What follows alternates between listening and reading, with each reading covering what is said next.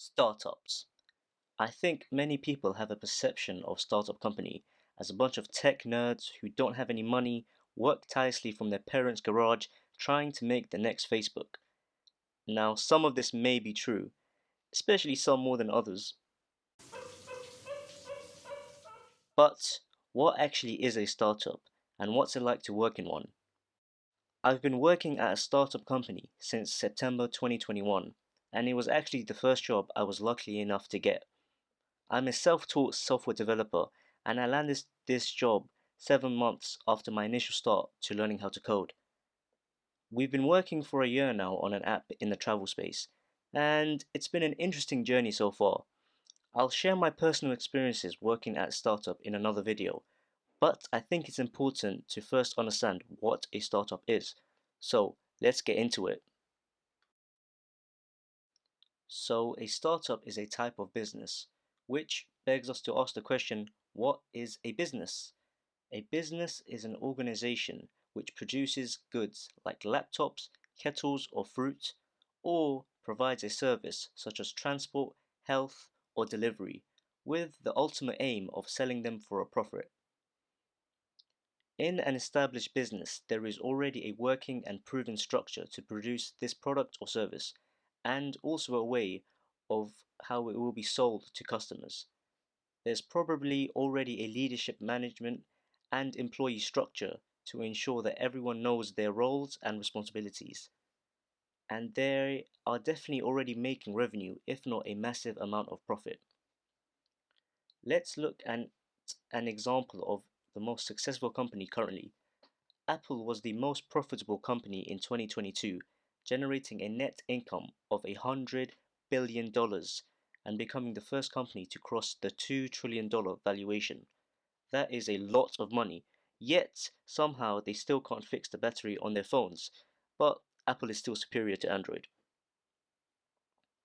Apple has many products and services that they offer laptops, iPhones, even Apple Music, Apple Podcasts, etc. etc. They have an established supply chain from where they can get their resources, which then get manufactured into their products and then get delivered to the end customer. They also have a huge marketing and management team, leading them to make an immense amount of profit every year. Think of a business as an ongoing engine which takes fuel from one side and has an internal process which works to make more of that fuel, which then it can reinvest into itself to keep going forever or until something breaks. If we put Apple on a business timeline, it would be all the way down here at this end as the most advanced business currently. Startups, on the other hand, are on the other side because, as their name suggests, they are just starting up. This means that they don't have an established structure of how they will make money from their product or service, and in the beginning, they might not even have a product or service. Most startups start with an idea, either from a single person or a group of people, which are called founders. In tech startups, this idea is usually an app, website, slash software, which in the end will be able to generate some money. Now, there are many steps in between these points. Let's zoom in and break down the overall timeline into more steps, and these are the usual stages most startups will go through. The seed round or seed funding is the money founders will look for to start off their business. This is usually acquired from family slash friends or an angel investor. An angel investor is a wealthy individual who likes to fund startups kind of like a hobby. For example, at the startup I'm working with, we were funded by an angel investor who used to make £6 million every year as a bonus from his banking job. And of course, right now, you have to present your idea in a good way. But unless it's the next Facebook, most of the time you have to sell yourself as a good founder. The people will be investing in you and your ability to produce something from nothing. So you have to be determined and resilient, and you have to portray that to them. You'd be looking for around £50,000 to £100,000 to cover the initial costs of development, marketing, and infrastructure.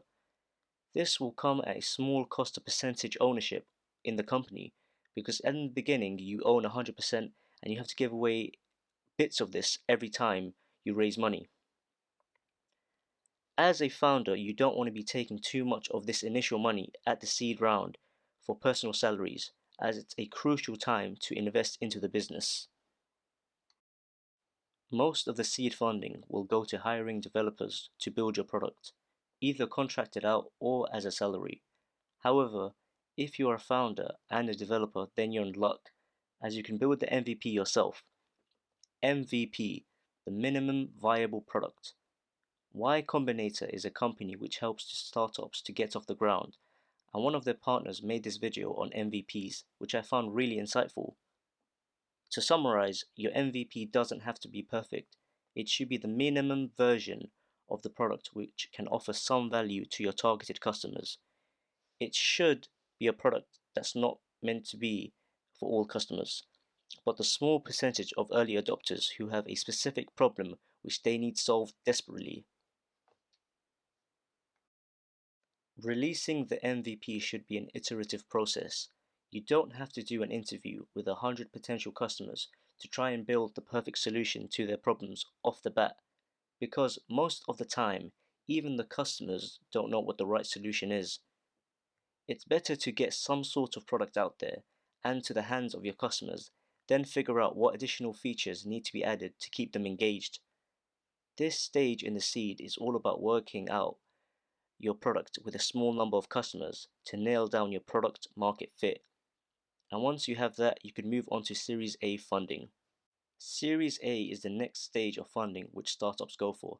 This is where you're going to see a clear shift in your company, and by now you should have an advanced version of the MVP, which has additional features to ensure that customers are using it, finding value from your product. Now you have to think about the issue of scaling.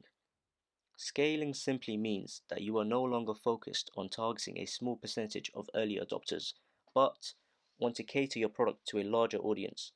To do this, you'll have to think about reorganizing the infrastructure of your company. In the earlier stages, you might have been working solo or with a couple of founders and contractors.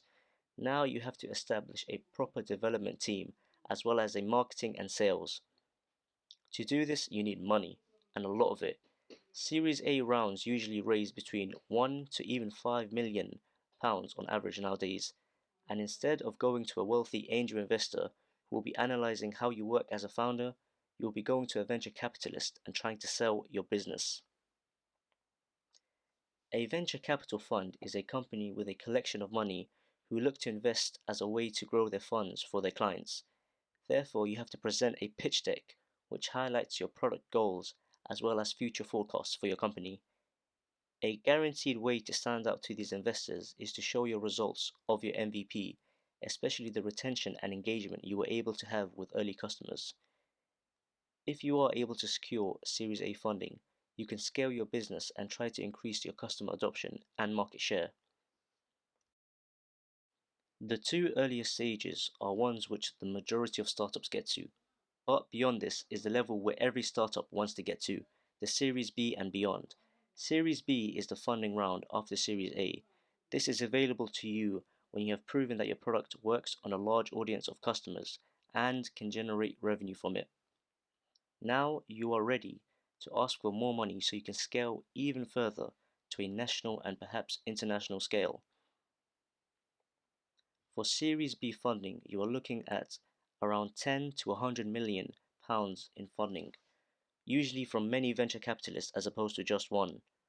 From this stage on, you are transforming your startup into a traditional business which has an established product, marketing, customers, and can make profit.